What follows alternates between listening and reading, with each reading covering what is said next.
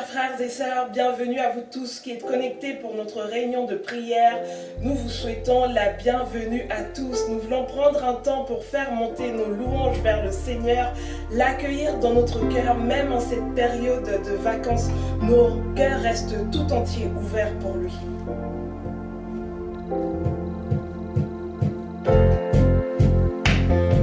On vous invite à taper des mains depuis chez vous.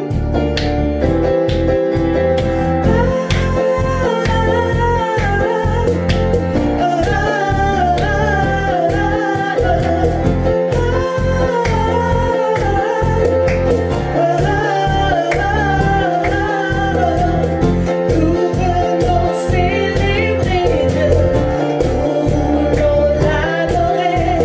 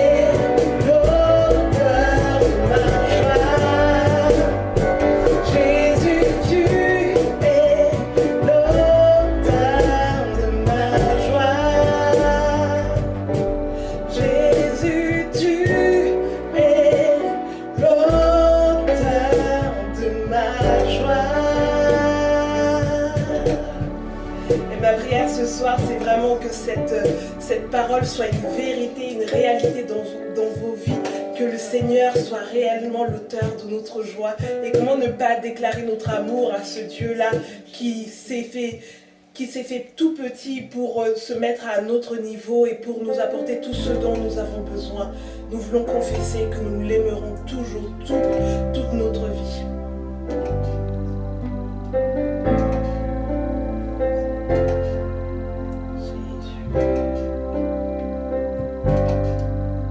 Toi mon Père dans le ciel, toi mon pain quotidien, garde-moi sous ton aile, aujourd'hui comme demain. Alléluia. Merci Seigneur, merci ô Dieu pour ta présence. Toi la lumière du monde, viens éclairer ma vie, que ta présence inonde mon âme et mon esprit. Dis-le, je te louerai. Je te louerai toute ma vie. Je chanterai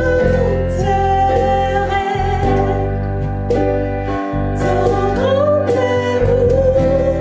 Je te louerai toute ma vie. Je t'aimerai toujours.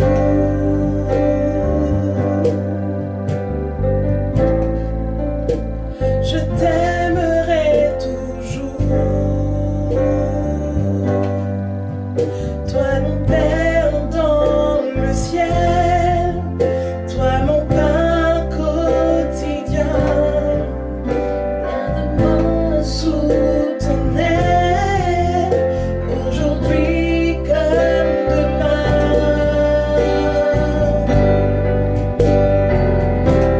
Je te louerai toute ma vie. Je chanterai ton grand amour. Je te louerai toute ma vie. Je t'aimerai toujours. Je te louerai une dernière fois. Je te louerai toute ma vie. Je chanterai ton grand amour. Je te louerai toute ma vie. Je t'aimerai toujours.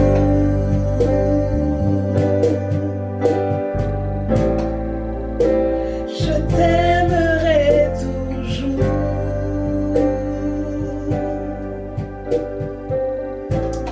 Béni sois-tu Seigneur, on te rend grâce pour tes bontés. On te dit merci pour ta grâce et ta faveur sur chacune de notre vie. C'est notre flamme Seigneur que nous voulons faire monter vers toi. C'est notre amour pour toi Seigneur que nous voulons témoigner au monde entier Seigneur. Reçois favorablement les louanges qui montent des maisons Seigneur en cet instant. Tu es digne de louange, tu es digne d'être béni, tu es digne d'être célébré, tu es digne d'être loué, tu es digne d'être élevé au-dessus de tout. Que ton nom Père éternel soit glorifié. Gloire, honneur et louange te soient rendus Seigneur Jésus. Amen. Bienvenue à toutes et à tous, à vous tous qui nous rejoignez ce soir à la fin de cette journée pour vous retrouver avec nous autour de la parole du Seigneur. Et puis ceci en préparation de notre moment de prière de tout à l'heure, parce que pour nous la prière n'est pas une intention, c'est quelque chose de concret.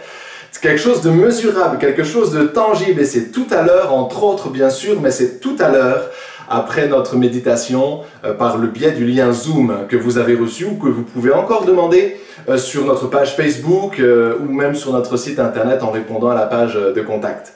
Voilà, nous sommes prêts à plonger dans la parole, mais nous ne faisons pas ça sans d'abord prier le Seigneur de nous conduire. Alors, si vous voulez vous recueillir avec moi, nous prions un instant. Seigneur, c'est une grâce pour nous de savoir que tu marches devant nous, que tu es le bon berger qui ouvre la voie, qui fait fuir nos ennemis. Ta houlette et ton bâton nous rassurent, Seigneur. Ta houlette pour nous ramener nous-mêmes de nos propres écarts, mais aussi ton bâton pour nous défendre contre l'ennemi, contre le loup, contre l'agresseur. Tu es là, Seigneur, pour nous conduire sur ce chemin particulier sur lequel nous marchons actuellement, avec un sentiment de dispersion, avec un sentiment de délitement. Les cadres, ce qui favorisait notre rigueur, notre piété régulière, est en train, depuis des mois maintenant, de disparaître, et nous voyons notre fragilité, notre besoin de veiller sur nos cœurs, notre besoin de nous attacher à toi, notre besoin de nous tenir en garde contre tout ce qui pourrait aussi nous séduire autour de nous, nous faire déchoir de notre foi. Ce soir, je crois que ton esprit est avec nous, est envoyé vers nous encore, ta parole est envoyée vers nous encore, pour nous permettre de triompher, de tenir ferme, de pouvoir justement saisir la couronne de vie, marcher jusqu'au bout, sans défaillir, Seigneur, en chemin. Merci de bénir ceux qui sont éprouvés, merci de bénir ceux qui sont touchés dans leur santé, ceux qui sont inquiets peut-être dans leur famille, dans leur vie matérielle, financière, professionnelle, que chacun de ceux qui se confient en toi voit encore ta gloire, Seigneur, dans le nom de Jésus. Bénis cette parole, Seigneur, qu'elle soit, s'il te plaît, esprit et vie, pour nourrir nos âmes et guider nos cœurs sur le droit chemin, au nom de Jésus. Amen. Amen. Nous nous retrouvons ce soir, ça fait de nombreux mardis que nous ne nous sommes pas retrouvés sur ce créneau horaire, vous et moi, mais nous sommes ensemble ce soir et nous allons parler, et les prochaines fois où nous nous retrouverons, nous rebondirons encore sur cette pensée. Nous allons parler ce soir de veiller pour triompher. Vous connaissez cette parole de Jésus adressée à ses disciples dans un moment particulièrement difficile. On est à la fin d'une journée, mais on est aussi à la fin de 3 années et plus d'un ministère intense. Et il y a une fatigue qui est là, et depuis quelques semaines, Jésus laisse de plus en plus ouvertement comprendre à ses disciples qu'il leur sera enlevé, qu'il va s'aventurer sur un chemin sur lequel ils ne peuvent pas le suivre. Qu'il faut que le Fils de l'homme soit élevé, alors qu'il souffre beaucoup de la part des Juifs, et tout cela reste un peu mystérieux, reste un peu voilé dans l'esprit des disciples, mais ils comprennent que quelque chose de difficile va arriver. Ils sont appesantis par la fatigue, appesantis par la tristesse, et Jésus les invite à le rejoindre, à le suivre, disons, dans le jardin de Gethsémane. Et alors que Jésus va prier, revenir vers ses disciples à plusieurs reprises, le témoignage de Marc, notamment, chapitre 14, nous dit qu'il va trouver plusieurs fois ses disciples endormis. Endormis parce que fatigués, endormis parce que la tristesse charge leur cœur d'une lourdeur terrible. Et il va leur tenir quelques propos particuliers dont nous allons nous laisser nous-mêmes imbiber ce soir. Veillez, c'est dans Marc 14, 38 qu'on trouve cette simple recommandation. Veillez et priez, afin que vous ne tombiez pas dans la tentation. L'esprit est bien disposé, mais la chair est faible. Et ces paroles sont encore valables pour nous parce que nous sommes aussi dans un temps où on peut vivre un certain accablement. On vit un accablement parce qu'on sent une pression autour de nous. On vit un accablement parce que la solitude nous a privés de certaines ressources, d'un certain renouveau, le renouveau qu'on vit habituellement dans la présence de l'Église, dans la présence des frères et sœurs, où on se porte les uns les autres, où on s'encourage, on s'édifie les uns les autres, où on se rencontre régulièrement dans la maison de Dieu et où on reçoit la bonne parole du Seigneur pour nous. Parfois la parole qui nous encourage, parfois la parole qui nous console, parfois la parole qui nous dirige, et aussi parfois la parole qui nous reprend. Mais tout ça nous fait du bien et nous aide à marcher sur le droit chemin. Mais aujourd'hui, si nous n'allons pas nous-mêmes les uns et les autres vers Internet pour nous inscrire pour un culte ou bien pour suivre les réunions régulières de l'Église, eh bien nous sommes dans une vie qui est assez décousue et c'est piégeux. Un accablement peut tomber sur nous, de grandes remises en question peuvent tomber sur nous et un sommeil peut nous emporter, une tentation peut nous séduire. Veillez et priez. afin que vous ne tombiez pas dans la tentation. La tentation va se présenter, c'est certain. L'épreuve, la tentation, l'épreuve qui va venir éprouver votre patience, votre consécration, votre amour pour Dieu, votre sainteté, votre détermination à le suivre, etc. La tentation va venir, la tentation d'abandonner, la tentation de compromettre peut-être certaines choses. Mais veillez et priez afin que vous ne tombiez pas en tentation, car l'esprit est bien disposé, mais la chair est faible. Je voudrais dire en premier lieu que le but du commandement que le Seigneur nous donne ici, c'est le triomphe, c'est la victoire. Ce que Dieu veut, c'est pas mettre un joug sur nous en disant quand on est chrétien, on veille tout le temps, on a peur de tout. Non, quand on est chrétien, on a la vision de la victoire. Veillez et priez afin que vous ne tombiez pas dans la tentation, c'est-à-dire afin que vous restiez debout, que vous puissiez triompher et recevoir la couronne de vie. Veillez et priez afin que vous ne tombiez pas dans la tentation, afin que vous puissiez triompher. C'est la vision de Dieu pour nous. Nous ne sommes pas tristes, nous ne sommes pas appauvris lorsque nous sommes dans la vie chrétienne, mais nous sommes au contraire plus riches que nos concitoyens, que nos semblables, parce que nous sommes en route vers la victoire. Maintenant, le chemin de la victoire, il est là. Veillez et priez. Ce qui rend la veille nécessaire, c'est que nous dansons de joie devant celui qui nous a sauvés, nous avons raison de le faire. Et nous nous confions en lui, nous savons qu'il nous tiendra dans ses mains. Nous dansons de joie devant celui qui nous a sauvés. Mais il faut admettre ceci, c'est que nous dansons de joie, et nous avons raison de le faire, mais nous dansons au bord d'un précipice. Nous devons nous réjouir toujours, mais nous devons aussi veiller toujours. Parce que nous sommes sauvés, mais la tentation est là, la chute n'est pas loin. Nous pouvons, en une heure, tout compromettre, tout gâcher, toute notre vie, en une heure, en une journée, en une semaine. Et si peu suffit pour détruire ce que Dieu a fait en nous au fil des années passées. Veillez, veillez. Ce qui rend la veille nécessaire, c'est que nous dansons de joie devant celui qui nous a sauvés, mais nous dansons aussi au bord du précipice. Alors on danse, mais en veillant sur nous. On se réjouit, mais en veillant sur nous, afin de triompher. On est le troupeau, le corps de Christ, le troupeau du Seigneur, le troupeau de son pâturage. Mais nous n'ignorons pas que notre adversaire, le diable, rôde comme un lion rugissant, cherchant qui il dévorera. Alors on est rempli de la vision du berger, on profite des verts pâturages dans lesquels il nous conduit, mais on se souvient que si nous laissons trop d'écart entre nous et notre bon berger, nous pouvons être la proie de notre ennemi commun. Ça, c'est ce qui rend la veille nécessaire. Ce qui rend la veille difficile, nous l'avons évoqué, c'est que s'il faut veiller, c'est parce que justement tout nous pousse à ne pas veiller, à nous assoupir, à nous laisser aller. Ce serait tellement plus facile. Je me souviens, moi, à un moment, je me trouvais au volant de ma voiture, j'avais deux camps de jeunesse, de fatigue derrière moi, avec des nuits courtes, avec des journées très denses, beaucoup d'activités à réaliser, beaucoup de veille, toujours un état de veille par rapport aux adolescents, tout ça.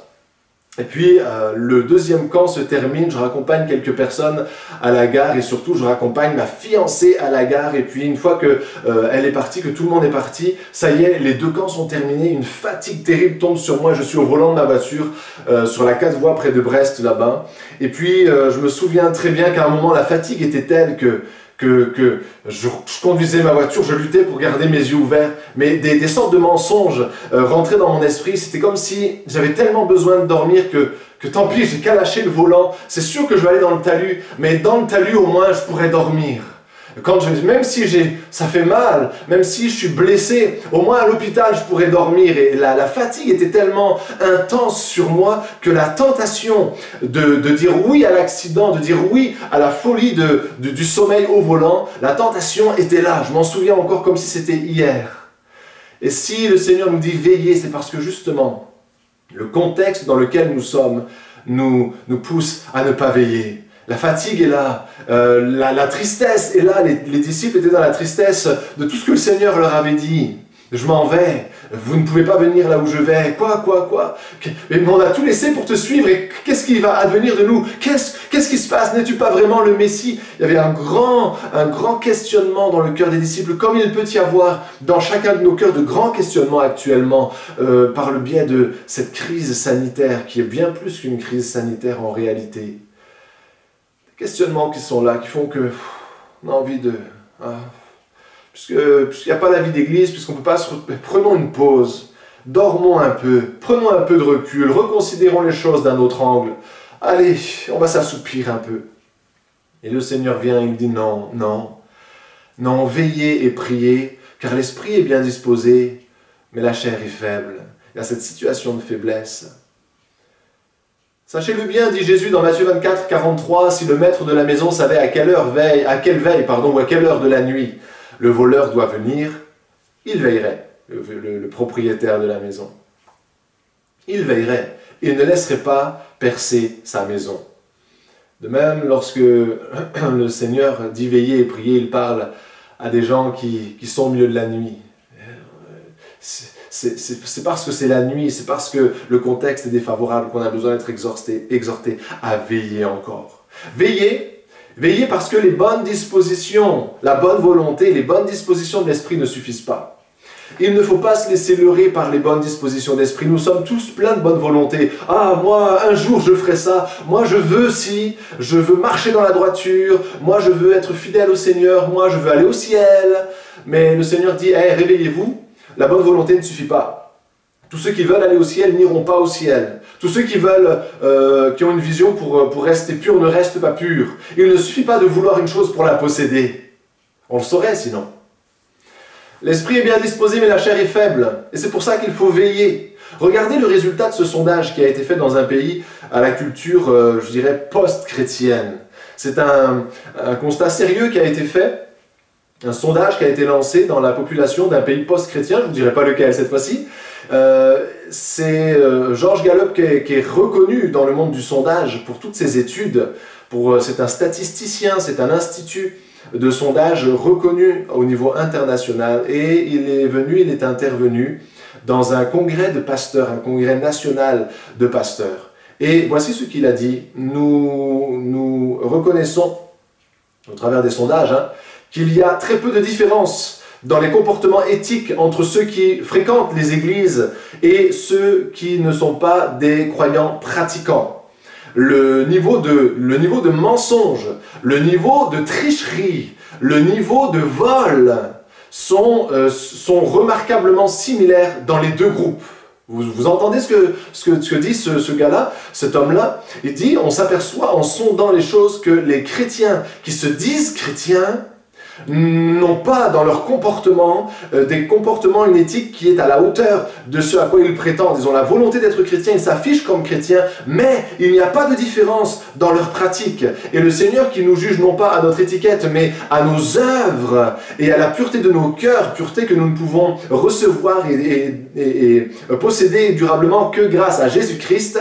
Le Seigneur connaît les choses, ce n'est pas à notre étiquette qu'il va nous juger, nous orienter éternellement, mais c'est par rapport à nos cœurs.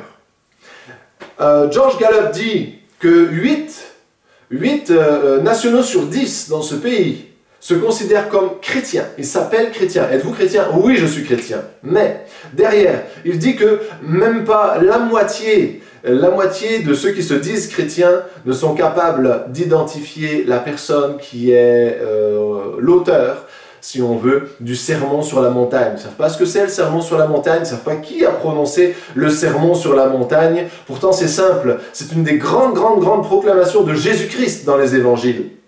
Mais la moitié de ceux la moitié de ceux qui se disent chrétiens ne connaissent même pas celui qui a prononcé le sermon sur la montagne, c'est-à-dire Jésus-Christ, qui est le seul à pouvoir faire d'eux de vrais chrétiens.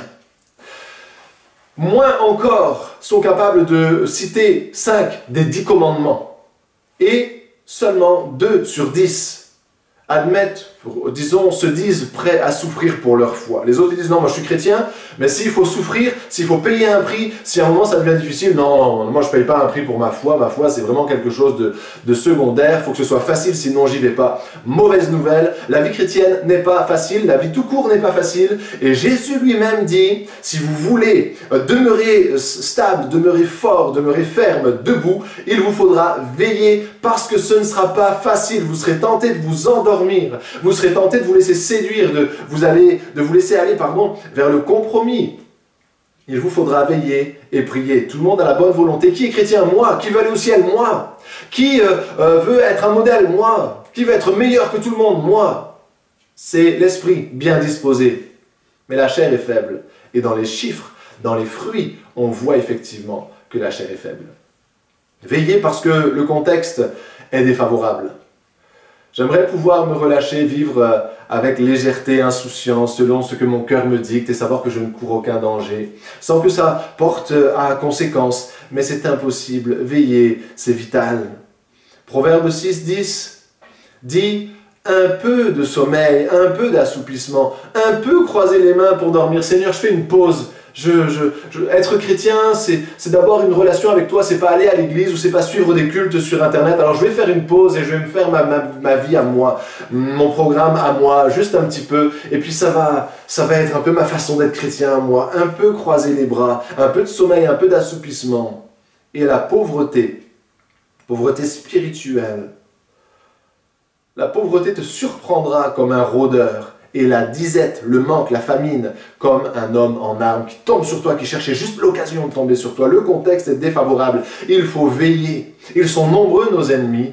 Autour de nous, ce ne sont pas des personnes, mais ce sont des tentations, ce sont des fragilités, des faiblesses. Ils sont nombreux, nos ennemis. C'est le diable lui-même avec tous ses pièges. Et il faut veiller. Veiller aussi à cause des pièges de la routine. J'ai entendu dire, il y a quelque temps, que la majorité des accidents de la route avaient lieu sur les trajets les plus communs du quotidien, du type domicile, travail, domicile, école, par exemple. C'est là que la majorité des accidents survient. Parce que c'est là qu'on fonctionne avec le plus d'automatisme. On y va, on prend la voiture. Moi, je me souviens avoir fait de la route, arriver à l'endroit où je devais aller et n'avoir même pas eu conscience de rouler tellement on est embarqué dans les pièges, parce que c'est un piège, dans les pièges de la routine. Les automatismes de la routine, on connaît tellement bien la route, on l'a fait tellement plusieurs fois par jour qu'on arrive, on dit « Oups, je suis arrivé, j'étais même pas presque conscient de rouler. Si c'était passé quelque chose, mais comment j'ai fait pour arriver là ?» Attention au piège de la routine. Un panneau a changé, une priorité a changé, un contexte, quel qu'il soit, a changé sur cette route à laquelle nous sommes tellement habitués, à laquelle nous ne prêtons aucun danger parce qu'on la connaît tellement bien que tout d'un coup, le drame va avoir lieu avec nous, un habitué, mais un habitué tellement tombé dans les pièges de la routine qu'il n'aura pas su s'adapter à un simple changement, peut-être de limite de vitesse ou de priorité quelque part. Veillez, veillez, veillez, veillez parce que Dieu est vivant, parce que Dieu nous parle, parce que Dieu est fidèle, mais nous, on oublie si vite. On oublie si vite. Je me souviens qu'un jour, il y a maintenant assez longtemps, je devais prendre une décision, enfin en tout cas, je savais que mon avenir allait m'amener vers un changement assez important, un déménagement, tout ça, au fil de ma formation pastorale. Et parce que le changement approchait, parce que la date approchait, je me suis mis en prière, j'ai demandé au Seigneur de me conduire, et à un moment, je me souviens que le Seigneur m'a répondu bien avant que le moment du changement arrive. Et j'ai reçu une parole de Dieu dans mon cœur. Mais cette parole, je m'en souviens encore, elle me disait, cette fois-ci, ce n'est pas à toi de conduire ta voie, c'est moi qui te guiderai au travers des hommes, des gens qui sont autour de toi, des responsables qui sont autour de toi. Toi, tu te tais et tu vas sur le chemin que j'ouvrirai devant toi. Alors, ça m'a contrarié, parce qu'on aime tous aller là où on veut aller et pas où d'autres veulent qu'on aille. Mais j'ai dit, Seigneur, si c'est toi qui parles, ben on y va. Et puisque j'avais eu ma réponse, j'ai cessé de prier pour ce sujet-là. Et j'ai vaqué tout à nouveau à mes occupations quotidiennes. Et j'en avais, comme vous. Et le temps a passé, les semaines ont passé, les mois ont passé, et puis j'ai oublié la parole que le Seigneur m'avait donnée. J'ai oublié, et parce que j'ai oublié la parole que le Seigneur m'avait donnée, parce que je n'ai pas veillé, parce que je n'ai pas écrit, parce que je n'ai pas gravé, non pas dans le marbre, mais au moins écrit sur le papier, eh bien, ça s'est envolé, ça s'est évaporé, et je ne savais plus, je n'avais plus conscience de cette parole que le Seigneur m'avait donnée. Alors, je suis retourné sur le chemin de la prière, j'ai dit, Seigneur, il y a des changements qui arrivent, qu'est-ce que tu veux pour moi? Qu'est-ce que je fais? Comment je dois voir les choses? J'ai refait la même prière, sans me rappeler que je l'avais faite quelques mois auparavant, et que j'avais eu la réponse. Il est arrivé un moment où un jeune pasteur visiteur est arrivé. Nous avons passé le culte ensemble, et nous avons mangé ensemble le midi avec quelques autres. Et pendant ce temps de midi, il prend la parole comme ça, il me dit « Ce matin, je lisais la Bible et j'ai eu à cœur que telle parole était pour toi. » Il me donne une référence. Alors je prends un papier, je dis « Ok, merci, je vais lire ça. » Et je prends la référence, je le mets dans la poche, on va à la réunion, c'était un dimanche, alors on va à la réunion l'après-midi aussi. Et puis sortant de la réunion, le soir assez tard, j'arrive chez moi et puis je déploie le petit papier, j'ouvre ma Bible, je regarde le verset en question et je retombe sur un autre texte, mais la même essence, la même parole, le même esprit est là et me dit « Jonathan, voilà la réponse pour ton avenir, c'est pas à toi. C'est pas à toi de décider de ton avenir, c'est moi qui vais ouvrir une voie, c'est moi qui vais ouvrir une porte, et toi, tu iras là où on te dira d'aller. » Et c'est comme ça que je me suis rappelé, j'ai dit, mais c'est exact, mais c'est ça, j'avais déjà prié pour ça, j'avais déjà reçu la réponse, oh Seigneur, merci pour ta parole qui vient me confirmer les choses, mais pardon d'avoir été aussi léger, parce que j'ai pas veillé sur la parole que tu m'avais donnée, j'ai réussi à l'oublier et à reprendre le chemin à zéro, pardon pour ça. Nous avons besoin de veiller, sinon au jour de la tentation, au jour du changement, on va faire tout et n'importe quoi. Pourquoi? Parce que nous n'aurons pas veillé sur la parole que le Seigneur nous aura donnée. Alors attention à tout ça. Veillons et prions afin de triompher. Je voudrais, avant que nous allions vers notre moment de prière, prier un instant déjà avec vous ici. Prier en rapport avec cette parole, vous inviter à vous recueillir. Parce que ce n'est pas seulement ceux qui entendent parler de veiller qui vont triompher, ce sont ceux qui vont aller sur le terrain de l'action, de la pratique. Ce sont ceux qui vont veiller concrètement, qui vont triompher. Et je voudrais prier avec vous pour que nous puissions répondre à cet appel que le Seigneur Jésus nous adresse, veiller pour triompher. Qu'est-ce qu'on dit, vous et moi? On dit quoi? Seigneur, c'est dur de veiller, je ne vais pas veiller, je suis désolé. Ou bien est-ce qu'on dit, oui Seigneur, je vais veiller, c'est pas facile, mais je prends conscience au travers de ta parole de la nécessité de veiller et je vais le faire. Alors nous prions, vous et moi ensemble, pour entériner cette décision devant le Seigneur. Alléluia. Merci d'être là, Seigneur, non pas seulement comme quelqu'un qui nous donne un livre et qui s'en va, mais comme quelqu'un qui nous parle au travers de la parole, dont les regards sont toujours sur nous, dont l'oreille est toujours attentive à nos voix. Seigneur, merci d'être là. Merci pour cette parole qui nous met en garde contre les dangers de l'assoupissement dans cette période dangereuse que nous vivons. Dangereuse par rapport à l'assoupissement, par rapport à l'abattement, par rapport à des grandes remises en question, par rapport à la fragilité que partagent tous ceux qui sont dans la solitude ou l'isolement. Bénis ce moment, Seigneur, pour tous ceux qui sont avec moi. Seigneur, nous avons parfois les uns et les autres voulu une vie chrétienne facile, une vie dans laquelle il suffit de se laisser aller. Il suffit de se laisser aller conduire par nos pensées naturelles, par les courants qui s'exercent autour de nous, par la pensée du plus grand nombre, et nous voyons que ce n'est pas ça du tout. Il y a absolument besoin de veiller pour nous sur nos voix, sur nos cœurs, sur nos sentiments, sur nos directions, sur nos affections, sur nos motifs profonds, sur notre cœur, sur notre pureté, sur notre relation avec toi.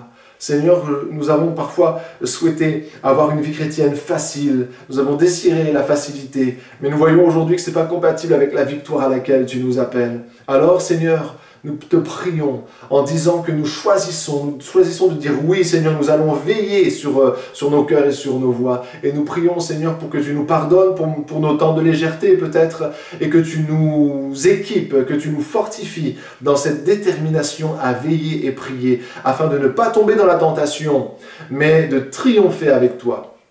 Merci Seigneur de bénir chacun de ceux et celles qui sont avec moi de cœur et d'esprit en ce moment, de les revêtir de ta grâce, de les environner de ta protection, dans le nom de Jésus. Amen. Amen. La suite de ces moments a lieu sur Zoom maintenant. Rejoignez-nous et nous allons passer un bon moment de prière ensemble. Que le Seigneur vous bénisse.